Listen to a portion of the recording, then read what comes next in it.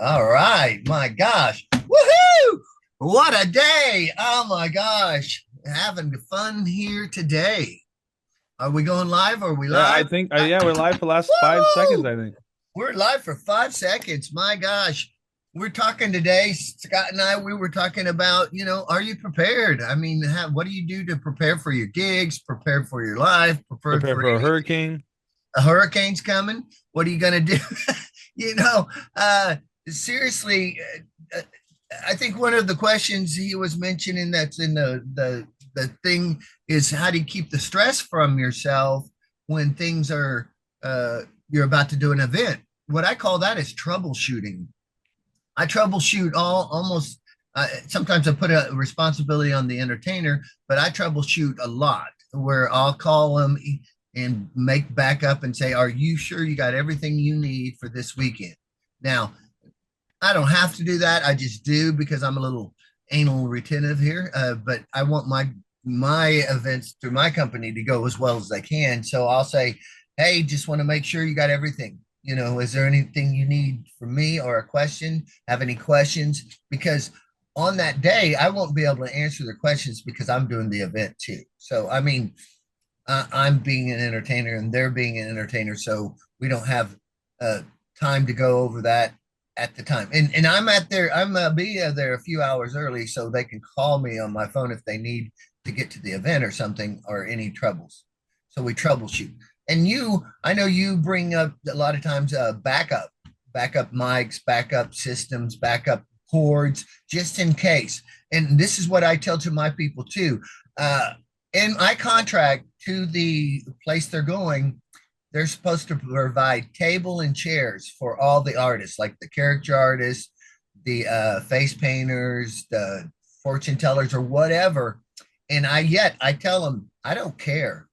I don't care what they're supposed to provide. I want you to have those tables and chairs in your car just in case you need them. You don't have to bring them in until you know you need them, but I want you to have them That was because like a huge thing too when we did a lot of corporate events with a DJ and drummer show, and if we didn't bring a table, we'd have to wait for someone to bring it along, and we could have already been sound checking and ready to go. I mean, right. Well, I'm just saying in our contracts, it says you're supposed to provide that. And yet the people who sign the contract aren't the people at the event. Just to let you know, most of the time, 80% of the time, the person who signed the contract is not even at the event. So it's usually somebody above them who signed a contract, and a lot of times they don't read it. It's like you didn't read the contract. It said we're supposed to. Oh, I'm sorry. I don't know what to do. So I've actually had a face painter. This is about 20 years ago, but I had to set on the hot concrete and face paint people because she didn't bring a table and two chairs like she's supposed to if that occurs because it is in the contract. They sign a contract says they're providing a table and two chairs. Doesn't mean they will. And also in a shaded area if they're going to be a face painter or a ballooner. So yeah, how is that conversation going to go? Like if you didn't pull the show off properly. Like, yeah, oh, they don't well, care. you were supposed to bring a table and chair. Well, we did the You're best that supposed to we be could. professional. Yeah. You're supposed to be professional. You need to bring what you're supposed to have. And And the of guy course at they'll the pay you for that show. Doesn't mean they're gonna get you next year. They're gonna find somebody else that will they bring don't have to the table worry and two about chairs. it. That's kind of like something that happened to me recently is that they had a video montage of a family member that passed away that they wanted to play for the wedding. And I told them what my price was for the screen and projector. It was a little bit higher because all of our other stuff was being rented out that day. And they were like, "Oh no, no, we'll go get it. We'll bring our own." Right? So what this montage was a parent who had passed away, and of course they didn't think ahead of time to bring a cable that would have worked for our DJ system, yet we carry those cables. And do you think I said, well, you didn't pay for our video show, so we're not going to provide that cable? How do you think that conversation is going to go?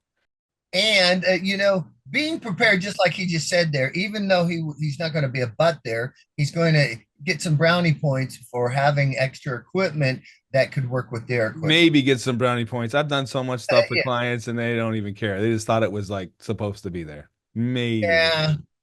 Well, if you succeed their Expectations. expectations, they're going to like you more. If somehow, even if it's not right or wrong, if they think you didn't do what they expect you to do, that's where, remember we were talking even before this. Someone was talking about, what if someone gives you a bogus 5-star review that's not any good, and then you go, what do we do now? It's like, uh have 250 other 5-star reviews. I don't know, just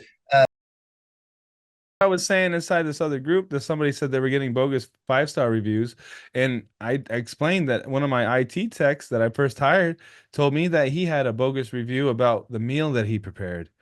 He doesn't even own a restaurant or provide that service. Like, got so about 30 years ago, I got a complaint on my company that I didn't bring a live bunny to a birthday party like 30 years ago. And I have never, not even once, ever in my entire career brought a bunny to a gig. I mean, a real live bunny. I mean, I got a lot of fake bunnies, but not a real live one. And I that's got to pretty complain. bunny. That is, that was a hair raising experience. I know. I know. We went to IHOP after. I Yeah. believe it. It was leap year. But yeah, once again, like how prepared are you? Like I have a hurricane coming and I just went and told my whole team that charge their up lights. So if they lose power, they'll at least have some light, when it gets dark at night. And I don't even know what I can do. It's like I'm not gonna leave the house because my entire career in life is in here. So if it's going down, I'm going down with it. And well, I still got shows on the weekend if they don't cancel. So how prepared can you be? Like, here's another thing too. Like, I thought about I thought ahead like 3 or 4 days, and then at 1 o'clock in the morning, because I got up, I was like, oh, okay, well, let me go gas all the cars. Well, there is no gas. Like, you can't get gas anywhere. And one of my uh, team members was like, oh yeah, I can't go to your house and bring you, you're the stuff that you lent me because I don't have any gas and there's nowhere to get any gas. And you know, I'm being honest with you. And it was like, okay, well, you That didn't think you didn't think that's ahead. your pet peeve there.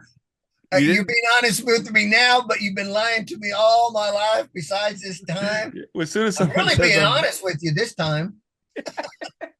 So we assume that you've been lying every other time, right? I actually used that line. And he was like, are you being serious?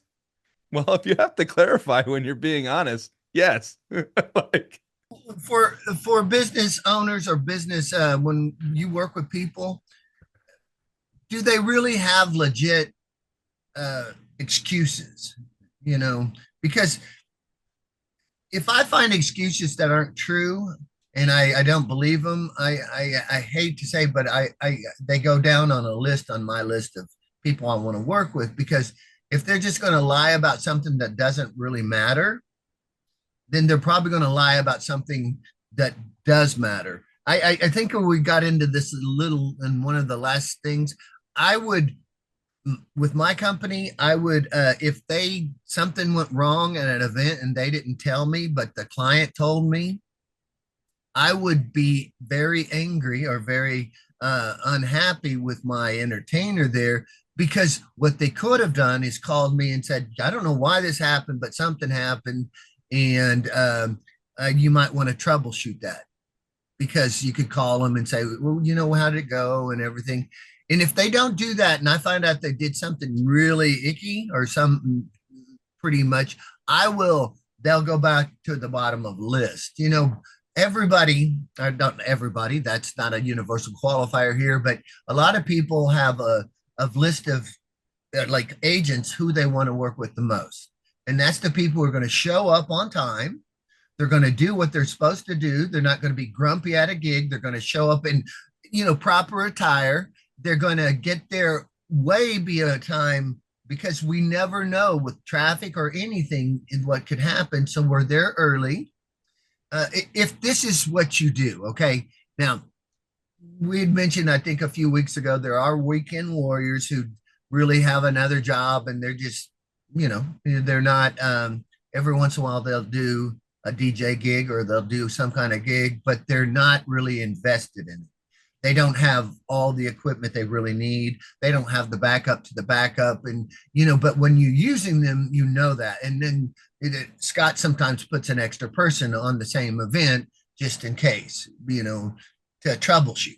So that's really what we're talking about today is troubleshooting. Just like, up lights or whatever. What are you doing? And like even as simple as a ballooner going out and having 2 to 3, 500 extra balloons just in case the gig goes 4 hours instead of two. Well, I'm Or future pacing right now. I might want to get a bottle of whiskey or something. yeah, see, be prepared, man. Don't go Whiskey, out there. you know what? You know, no gas, something. But that's what we're saying is, and it has saved our butts, or my butt. And Scott's told me several times, we're over preparing, saved his butt. Like he had the cords he needed, and just like this, he didn't need to have that cord with him to fix that uh, projector screen and everything, but he did. And he's told me several times where he's at a gig and he's had extra microphones. And if he didn't have that, the big speaker of the big, thousands of people, they wouldn't have the mic to use if he didn't have a backup. So, what are you going to look like when you have a big client like that, and you don't have the stuff? So, and you can only go so far yet. Be prepared, man. Yeah. I just, that reminds me of the first time I booked with Bubba Wallace. Bubba Wallace is the only African American NASCAR driver, and he's not booking me directly, but he has handlers, right? So I was dealing with the handler, and the first time they booked me, they didn't say they needed microphones, and then when I got there, they're like, "Oh yeah, we need two microphones." So I always have one handy on me, and then I was like, "I got another one in the van. Let's see if that works." So we ended up getting through that gig because I had an extra one in the van.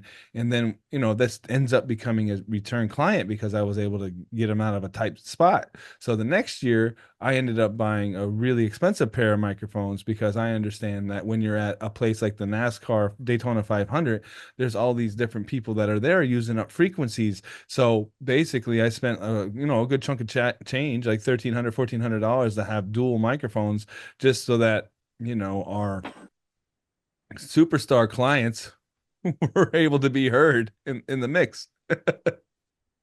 So, and then since I use those microphones now, I actually needed to buy an extra pair. So now I have four SLX microphones, and I needed those for the event that we did. Actually, I needed 8 microphones. I had to rent 2 and then use 2 cheaper microphones to get through the gig, but it all worked out. But anyway, if you're not ready, now that was me extending myself as far as I had. I didn't have any extras outside of that. But everything ended up working out all right. I think for next time I'll have a couple corded microphones, uh, just in case. Yay! All right. yay! Have Well, a good day, we'll catch you on the everybody. next one. Make sure to stay tuned. We'll see how the storm handles me. All right. All right. Bye.